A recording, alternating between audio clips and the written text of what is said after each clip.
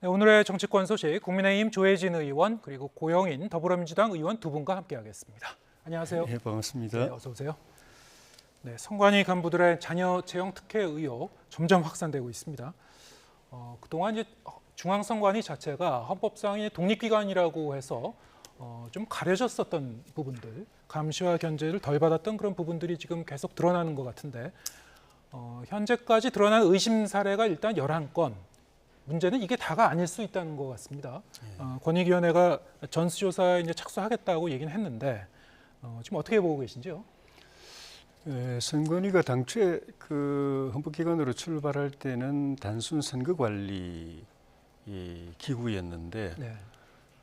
세월이 지나면서 국회 정치권을 중심으로 해서 계속 이제 정치개혁이라는 명분으로 선거운동에 대한 각종 규제, 또 정당 활동에 대한 규제, 또 정치자금에 대한 규제 이런 걸 계속 만들면서 그 규제를 담당하는 집행하는 선관위의 이 군안이 아주 그냥 막강해졌습니다. 예. 그러면서 그에 맞춰서 짧은 기간에 그 선관위 직원들을 갖다가 그 조직이 이제 비대해지고 그 업무가 폭증하고 그랬는데 그 속도가 워낙 빠르다 보니까 선관위가 정상적으로 그 인력을 확보하고 또 직원들의 그 전문성이나 또 업무 능력이나 이런 걸 갖다가 또 길러내고 또 직업윤리라든지 정치적 중립성이라든지 이런 걸 갖다가 그 강화된 권한에 맞춰서 이렇게 제대로 하지는 못했기 때문에 그렇지 않아도 그런 우려들이 그동안에 많았습니다. 예. 거기다가 또 선관위 스스로는 우리는 헌법상 독립기관이기 때문에 외부 감사나 견제 이런 건 안 받는다 해서 감사원 감사도 안 받고 국정원의 이 보안 점검도 안 받고 하면서 그게 결과적으로는 이제 이렇게 일종의 좀 이렇게 부조리의 비리의 사각지대처럼 돼가지고 이번에 나타나고 있는 것은 그런 누적된 것들이 이제 외부에 드러나는 한 과정인 것 같고 지금 앵커님 말씀하신 것처럼 이게 다가 아닐 가능성이 있기 때문에 선관위로서는 어떻게 보면 기관의 위상, 존립 문제를 가지고 심각하게 고민해야 될 단계에 지금 들어가고 있지 않나 하는 생각이 듭니다. 예. 선거의 이제 공정성, 중립성을 이제 담보해야 되는 총괄적으로 관리하는 그런 조직인데 기본적으로 그 도덕성에 문제가 있는 거 아닌가? 이건 상당히 좀 국민들이 좀 과연 신뢰할 수 있는지 이런 이제 문제가 있는 것 같아요. 어떻게 보고 계신지요? 네, 선거관리위원회의 가장 중요한 역할이 이제 공정성, 예. 또 중립성을 담보해야 되는데요. 그렇기 때문에 이 공정성을 담보해야 되는 선관위의 이게 채용에 있어서 특혜를 주는 특히 그 임직원들의 자녀가 채용됐다라는 사실은 굉장히 심각한 문제가 있고 또 국민들의 분노를 자아낼 수 있는 그런 거라고 생각을 합니다. 그렇기 때문에 지금 일단은 처음에는 이거를 좀 쉽게 보고 자체 징계 이렇게 운운하다가 권익위원회에서도 이제 조사를 들어가고 그래서 합동 조사를 하기로 했기 때문에 저희들이 좀 지켜봐야 될 것 같고요. 그래서 그 사안에 따라서 징계 또는 수사기관에 고발하는 이런 조치까지 아주 엄중하게 대처를 해야 된다고 생각을 합니다. 예. 그런데 이제 이게 공정성도 중요하지만 또 중립성도 중요하거든요. 예. 그런데 지금 이 노태학 선거관리위원장이 작년에 임기를 시작을 했는데 최근에 보면 이게 그 국정원에서 북한 해킹이 있다 해가지고 지금 선거관리위원회를 막 다 쑤셨어요. 근데 이제 그것이 큰 문제가 없는 걸로 정리가 됐는데 또 지금 이제 노태학 위원장에 대한 사퇴를 요구하고 있거든요. 근데 아까 말씀드린 이런 특혜 채용에 대해서는 엄중하게 해야 되는데 이것을 곧바로 선거관리위원장의 사퇴로 연결하는 것은 이게 다분히 내년 총선을 앞두고 이 헌법기관인 선거관리위원회를 이게 문재인 대통령 때 임명됐다라는 그런 측면 때문에 이것을 빨리 교체하려고 하는 그런 좀 시도가 있는 게 아니냐 이런 의구심을 가질 수밖에 없고요. 특히 이게 이제 중립성이 요구되기 때문에 임기가 6년이거든요. 그러니까 뭐 총선 4년, 대선 5년. 그러니까 누구에 의해서 의도적으로 하지 않을 수 있도록 그 임기를 보장을 해주는 건데 지금 1년 한 상태거든요. 예. 근데 이거를 곧바로 그렇게 요구하는 것은 좀 무리가 있고 특히 그 내용 중에서도 보면 지금 임직원들의 주요 그 채용 비리가 그 노 위원장 취임 전에 일어난 겁니다. 그래서 물론 총 책임자이기 때문에 이런 거에 대해서 총체적인 책임에서 완전히 벗어났다 이렇게 할 수는 없지만 이것을 곧바로 사퇴로 보는 것은 다분히 정치적 의도가 있다 이렇게 볼 수밖에 없습니다. 총선을 염두에 둔 거라고 보시는 겁니까? 예, 그렇게 보고 있습니다. 예. 이 중립성을 담보해야 되는 그런 그 조직이기 때문에 더욱더 이게 정치적으로 휘둘리서는 안 된다. 지금 이 노태학 그 선거관리위원장이 이제 거취를 둘러싸고 이제 공방인데 이것이 이제 정치적 의도가 좀 의심된다. 이런 게 이제 민주당의 입장이거든요. 어떻게 보시는지요? 정치적 의도가 있을 수가 없죠. 예. 만약 노태학 위원장이 그만두게 되면은 노태학 위원장이 김명수 대법원장 임명 그 위원장이거든요. 예. 그러니까 법원 몫인 거죠. 선관위원은 9명으로 구성이 되는데 대통령이 3명 임명하고 국회가 정당끼리 합의해가지고 3명 임명하고 대법원장이 3명 임명하는데 노태학 위원장은 김명수 대법원장이 임명한 그 몫입니다. 그러니까 네. 만약 그만두게 되면 또 김명수 대법원장이 또 임명하게 돼 있습니다. 네. 그래서 그리고 지금까지 관례를 보면은 또 새로 임명하는 김 대법원장이 새로 임명하는 대법관이 또 선관위원장을 또 하게 돼 있기 때문에 뭐 국민의힘이 그걸 뭐 선거에 뭐 어떻게 뭐 그 영향을 미칠 수가 없는 거죠.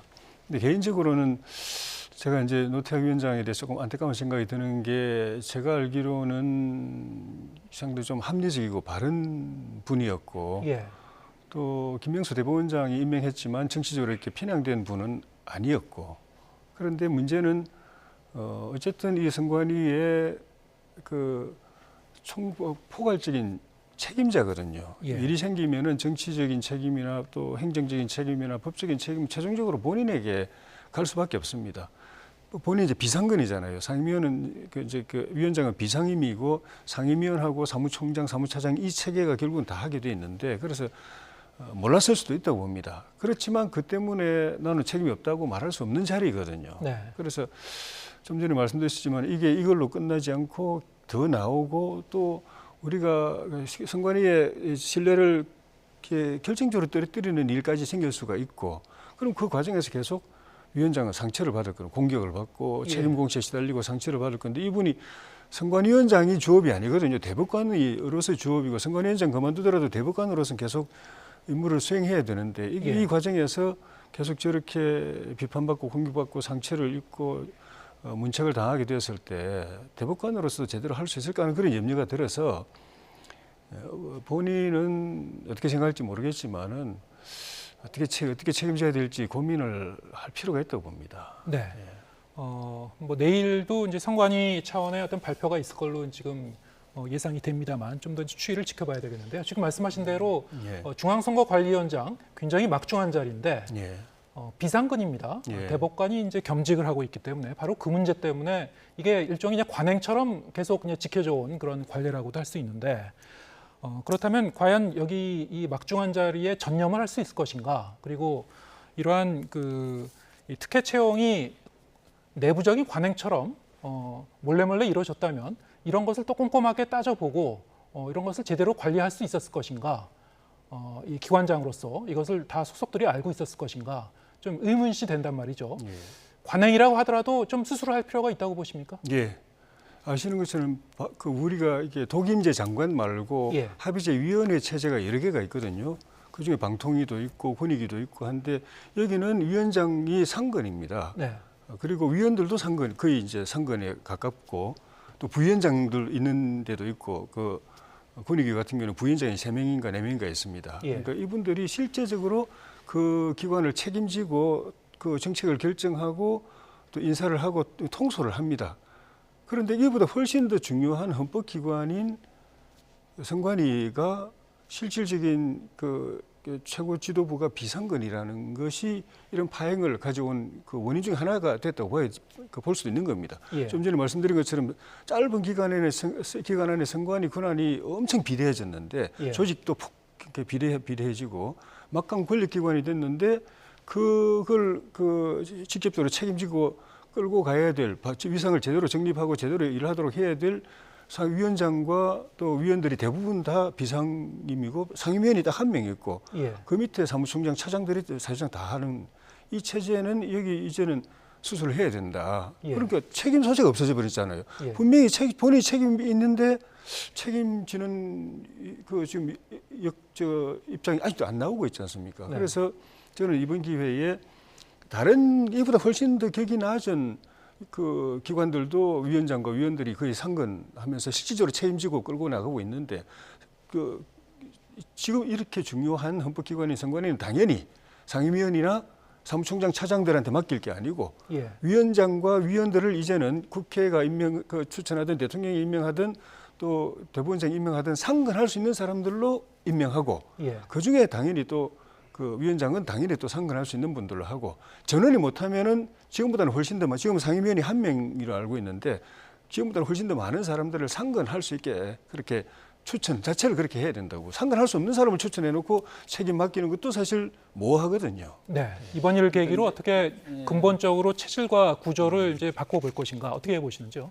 네, 일단은 뭐 이게 지난 대선 지방선거 때 한 200여 명의 선거위원 직원들을 좀 급팽창시키는 채용 과정에서 이런 문제들도 있었습니다. 그래서 그 수요가 굉장히 요구는 되는데 이것을 어떻게 합리적인 시스템으로 갖춰 나갈 것이냐 이거는 좀 연구 과제가 될 수 있을 것 같고요. 네. 단지 지금 그 노태학 위원장 같은 경우는 이전에 그 대법관 인사청문회 때도 그 장제은 의원이 아주 굉장히 균형 감각을 갖는 예. 아주 훌륭한 분이라고 아주 극찬한 적이 있던 분이에요. 예.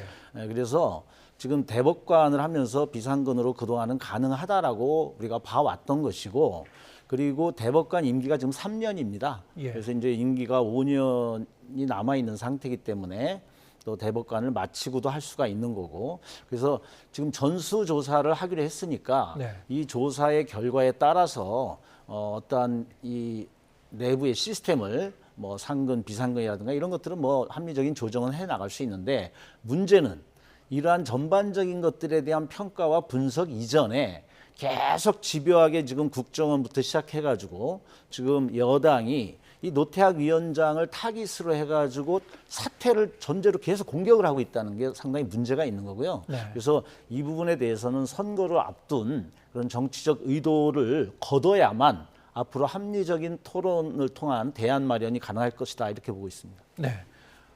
어쨌든 여러 가지 지금 그동안 가려졌던 맹점이 지금 드러나고 있는 그런 상황인데 어떻게 좀 구조적으로 좀 그 개혁을 해나갈지 이거는 좀 더 공론화가 돼야 될 것 같고요. 다음 주제로 넘어가도록 하겠습니다.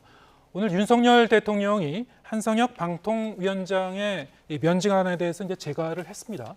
어느 정도 예고가 됐던 바이기도 한데요. 여기에 대해서 이제 한성혁 위원장은 뭐 법적 대응하겠다 좀 이렇게 하고 있고요. 이게 뭐 금방 다 마무리가 될 것 같지는 않습니다. 어떻게 전망하시는지요? 지금도 그 TV조선 재승인 과정에 그 법 위반 혐의로 이미 기소돼서 재판을 받고 있죠. 예. 계속 이제 처음부터 본인의 혐의를 인정하지 않고 법대로 하겠다, 법정 투쟁을 하겠다고 선언하고 지금 그렇게 하고 있고 지금 뭐 대통령의 재가 상황에 대해서도 똑같이 그렇게 할 것 같은데. 사실 지금도 논란이 되고 있지만은 정권이 바뀌었을 때 네. 전임 정권에서 임명된 사람들 뭐 임기가 뭐 한두 달 남아 있다든지 이랬을 경우는 한두 달 채우고 그만두는 거는 뭐 이해될 수 있는데 임기가 많이 남아 있고 정권 바뀌기 직전에 알바끼처럼 이렇게 자기 사람들 심어놓고 했을 때 새로 대통령이 된 사람은 국민에게 약속한 공약 또 국정과제 이런 걸 또 수행을 하고 또 결과를 가지고 국민에게 또 평가를 받아야 되는데 자기 손발이 돼야 될 사람들이 이전 정권의 사람들이고 자기하고 뜻이 안 맞고 자기의 국정 기조나 또 공약 사항에 또 협조를 안 하고 할 때 이 문제를 어떻게 해결할 것인가는 이제는 이제 좀 정리가 돼야 될 것 아닌가 싶어요. 네. 그러니까 새 정부 하에서도 계속 일을 하고 싶다고 한다면은 지난 정권에서 임명된 사람이지만은 지난 정권의 국정 기조가 아니라 새 정부의 국정 기조에 맞춰서 협조를 해서 그 국민들로부터 선택받은 그 정부의 공약 사항이 성과를 낼 수 있도록 결과를 낼 수 있도록 역할을 하든지 아니고 나는 이 새 정부 국정 기조에 동의 안 돼, 협력 못 해 하면은 그만두든지 예. 그래야 되는데 협조도 안 하고 남아 있으면서 어떻게 보면 딴지 걸고 새 정부가 뭔가 일을 해서 성과를 내서 국민들에게 보답하고 평가받아야 되는데 그에 대해서는 거꾸로 역행하고 하는 이런 거는 저는 그거는 그 국정 운영이나 국가 발전이라는 측면에서 안 맞지만 개인적으로 양심적으로 저는 옳지 않다고 생각이 들어요. 그래서 제가 그 얼마 전에 며칠 전에 이제 법안을 발의를 했는데 저는 일단 이제 지방 정부의 공기업 또 공공기관의 장들하고 새 지자체장, 광역지자체장들하고 임기를 일치시키는 법안을 내놨습니다. 그래서 새로 지자체장이 들었으면은 그 이전에 근무했던 공기업 임원도 하고 공공기관 임원들은 임기가 종료되는 걸로 그렇게 법안을 제출했는데 이번 기회에 중앙정부도 그런 식으로 좀 정리하는 논의가 빨리 있었으면 좋겠습니다. 예, 여야 간에 그 문제에 대해서는 좀 법률로 좀 교통 정리를 하자. 논의가 좀 진행됐던 걸로 알고 있는데 뭐 지금 중단된 상태인가요? 좀 어떻습니까? 예, 중단된 상태. 예. 물론 이제 매번 이제 권력을 잡는 측이 그러한 이제 문제 의식을 갖고 호소를 하는데 예. 그러면 이제 문제 의식을 갖는 만큼 그것을 협의를 해가지고 합리적인 임기를 이렇게 대통령과 함께 할 수 있도록 조정하는 이러한 것들이 되면 좋겠죠. 네. 그래서 그거는 우리가 앞으로 지금 우리 지금 그거에 동의를 하셨으니까 그런 방향으로 가기를 우리도 고대로 하고 또 얼마든지 논의를 하면 협력할 의사가 있다라는 걸 말씀을 드리고요. 그런데 이제 문제는 이 원래 이 방송통신위원회라고 하는 것은 마찬가지로 이게 독립성, 예. 중립성 이런 것들이 요구되는 거거든요. 네. 그래서 자기의 소신껏 이런 방송에 대해서 합리성, 객관성을 갖고 해나가는 건데 지금 이 한상혁 위원장에 대해서 여러 가지 행하는 모습들을 보면 다분히 한상혁 끌어내리기 이것을 아주 일관되게 하고 있는 거거든요. 그러니까 언론과 방송의 장악이라고 하는 본질적인 그런 모습을 보이고 있고 그거에 대한 걸림돌이 한상혁 위원장이기 때문에 이제 끌어내리려고 하는 거죠. 그래서 이 종편 그 심의에 있어서 여러 가지 방해를 했다라는 혐의로 그 구속영장도 청구를 했는데 실제 그 구속영장 청구에 대해서도 이 사실관계 파악에 있어서 상당히 문제가 있다. 네. 그래서 이 부분도 기각시킨 바 있고요. 그리고 또 이 공소장에도 보면 그 종편에 대해서 이 개입을 했다라고 하는 증거가 전혀 제시가 돼 있지 않습니다. 그래서 이러한 일련의 과정을 단순한 어떤 뭐 알박기로 인해서 정부에 협조를 안 한다. 어떻게 보면 그 표현 내에서도 그것 때문에 더 끌어내리려고 했는지도 모르겠는데 지금 나타나는 전반적인 양상은 분명하게 그 한상혁 끌어내리기라고 하는 다분히 의도적인 정치적 탄압적 요소가 있다라고 하는 것은 분명한 사실인 것 같습니다. 네.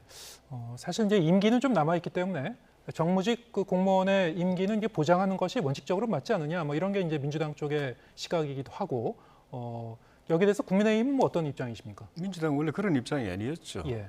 야당이 되니까 입장이 바뀐 거고 여당일 때는 그 이전에 박근혜 정부 때 임명된 사람들을 어떻게 몰아냈습니까? 살벌하게 몰아냈잖아요. 예. KBS 이사는 무슨 대단한 공직도 아닌데 뭐 김밥 그 2천 얼마짜리인가 그 카드로 썼다는 그거까지 다 들춰내가지고 징계해가지고 쫓아냈잖아요. 그래가지고 KBS 이사 쫓아내면서 바로 KBS 사장 다 쫓아내고 자기도 원하는 사람 앉혔잖아요. 그런 일을 도처에서 했잖아요. 그래가지고 결국은 환경부 장관 같은 경우는 그거 청와대 하명대로 그거 했다가 결국 이제 징계형까지 받았지 않습니까?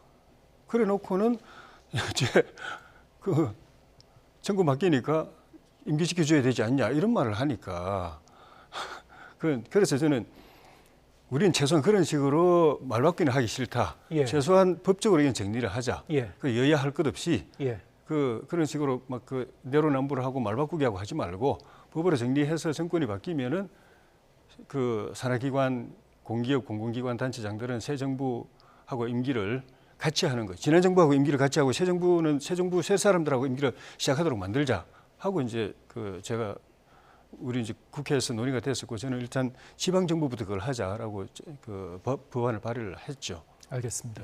이게 뭐 여야의 입장이 이렇게 서로 정반대로 엇갈리고 사실 정권이 바뀔 때마다 이런 문제는 계속 좀 되풀이될 가능성이 높은 것 같습니다. 그래서 여야 간에 이제 진정성을 네. 좀 보여주시면 좋을 것 같고요. 단지 이제 그것이 그 논의만 시작하고 현재 정당하게 보장돼 있는 그 임기를 이렇게 없애려고 하는 이런 시도들은 이제 또 다른 이제 논란을 일으키는 거기 때문에 그 부분을 합리적으로 보면서 그런 새로운 입법에 대해서도 제안을 해주시면 좋겠습니다. 예, 알겠습니다. 한상혁 위원장 같은 경우에도 이제 집행정지 신청하고 행정소송도 하겠다고 그런 입장이기 때문에 이게 원래는 임기는 이제 여름까지입니다만 어떻게 이제 매듭이 지어질지 좀 더 지켜보기로 하고요.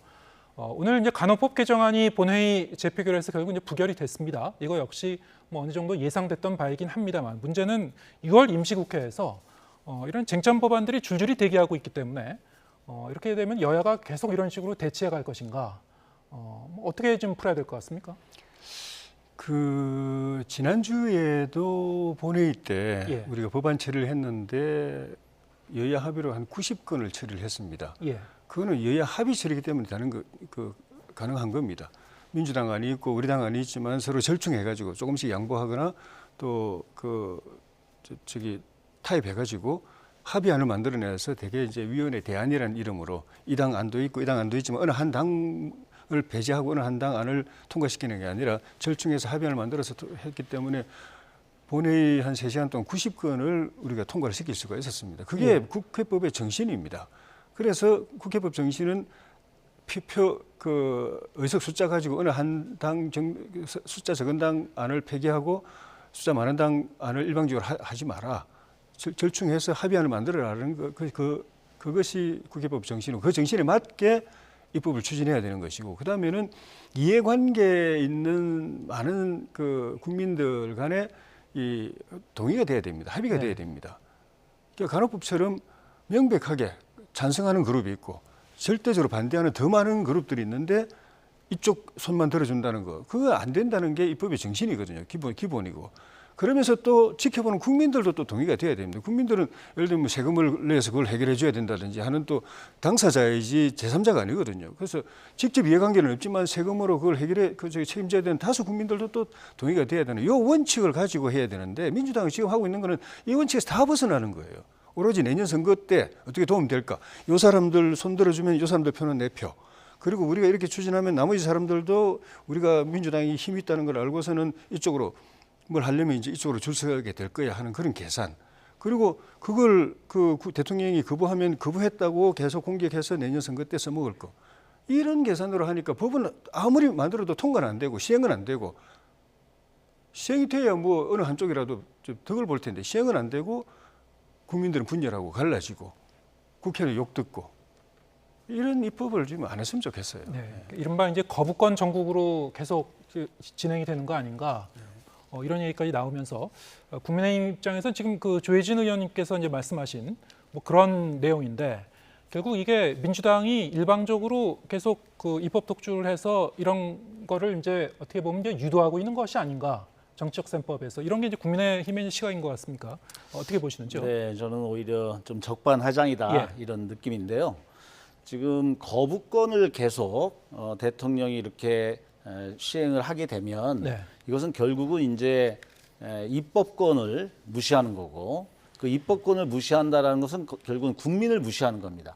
자, 입법권이라고 하는 것은 우리가 선거라고 하는 걸 통해서 민의를 대변해서 의회 구성이 된 거 아닙니까? 그래서 다수당이 있고 소수당이 있는 거고 근데 물론 최대한 우리가 합의를 보기 위해서 노력해야 되고 합리적인 그런 과정을 거쳐야 되죠. 근데 항상 우리가 정치라든가 입법이라고 하는 것은 여러 가지 갈등적 요소를 조정하는 기능이에요. 그러니까 100% 찬성이라는 건 없습니다. 그렇기 때문에 우리가 그것을 조정해서 합리적인 토론을 통해서 이걸 하는 건데 지금 아까 그런 논리로 얘기한다면 오히려 조무사 숫자가 간호사보다 더 많음에도 불구하고 우리가 단순히 그런 정치적 이해타산만 총선에 유리하다고 했으면 조무사 의견을 따라야 되겠죠.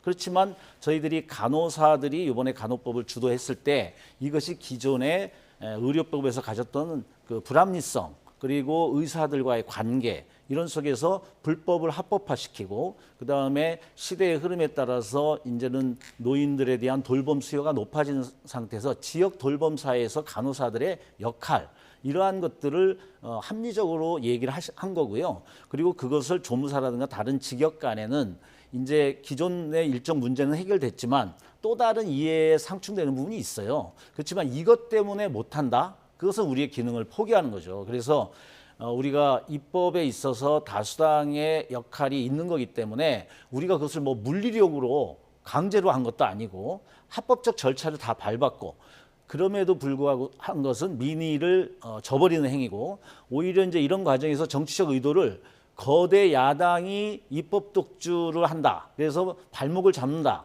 이런 프레임을 만들어 가지고 오히려 다음 선거에 국민의힘을 다수당을 만들려고 하는 그런 정치적 의도가 아닌지 모르겠는데요. 네. 저는 결과적으로 볼 때는 오히려 대통령의 이 거부권 남발이 이런 여러 가지 대통령의 고집스러운 독주의 어떤 이미지를 더 강화할 것이다. 네. 그래서 그것이 의도된 그런 결과는 만들어지지 않을 거다 이렇게 좀 생각을 하고 있고요. 예. 특히 이번 그 간호법 같은 경우는 절차상의 문제가 없을 뿐만 아니라 3명의 대표 발의 중에 2명이 국민의힘 의원입니다. 예. 그리고 거기에 공동 발의한 의원이 40~50명이 됐고요. 예. 그래서 모든 과정을 합의 처리했던 겁니다. 상임위에서 합의 처리된 것이 법사위에서 안 된 것들이 이제 직회부라는 어떤 절차를 밟았을 뿐이고 더 나아가서는 대통령과 당시 대선 선대본부장이었던 원희룡 본부장까지 사실 간호사들에게 약속을 했던 겁니다. 예. 이런 전반의 과정을 봤을 때 이번에 거부권은 전혀 명분이 없다. 예. 오히려 이 거부권을 통해서 우리 야당에 대한 다른 어떤 프레임을 씌우려고 하는 게 아니냐 이렇게 해석이 됩니다. 예, 거부권에는 그건- 전혀 명분이 없다. 그건 예. 아니고요. 합의 처리하셨다고 그러는데 저도 그 공동 발의한 한 몇 명에 들어가는데 예. 제가 같이 참여한 그 공동 발의안대로 한 건 아닙니다. 예. 민주당이 하고 싶은 대로 만든 겁니다. 그러니까 예. 우리는 동의를 할 수 없었던 예. 것이고, 상임위에 근데 그걸 수적으로 합의 처리된 건 일방적으로 아시죠? 밀어붙이잖아요. 예, 알겠습니다. 예. 상임위에 합의 처리된 예. 건 아시죠? 합의 처리 안 됐죠. 우리 당 의원이 한 분 계셨습니다. 간호사 알겠습니다. 출신 한 분이 알겠습니다. 계셨어요. 예, 간호법 아니, 그 제정안 뭐 폐기가 그거는 됐습니다만 본회의에서 그런 거고 상임위에서는 전체 합의로 소위 상임이 다 우리 당 한 분 알겠습니다. 간호사 출신 예, 한 시간이 분이 다 앉아 돼가지고요. 있었어요. 근데 예, 상임 좀 마무리해야 될 것 처리가 같습니다. 됐어요. 그건 다시 한번 확인하시고요. 제가 예. 보건복지 아닙니까? 예, 여러 가지 쟁점에 대해서도 6월 들어가면은 이제 이 각 당의 그 대표가 양당 대표가 이제 만나갖고 뭐 토론도 한다 그러니까요. 어떻게 좀 접점을 찾아가는지 좀 지켜보겠습니다. 국민의힘 조혜진 의원, 고영인 더불어민주당 의원 두 분과 함께했습니다. 고맙습니다. 예, 고맙습니다.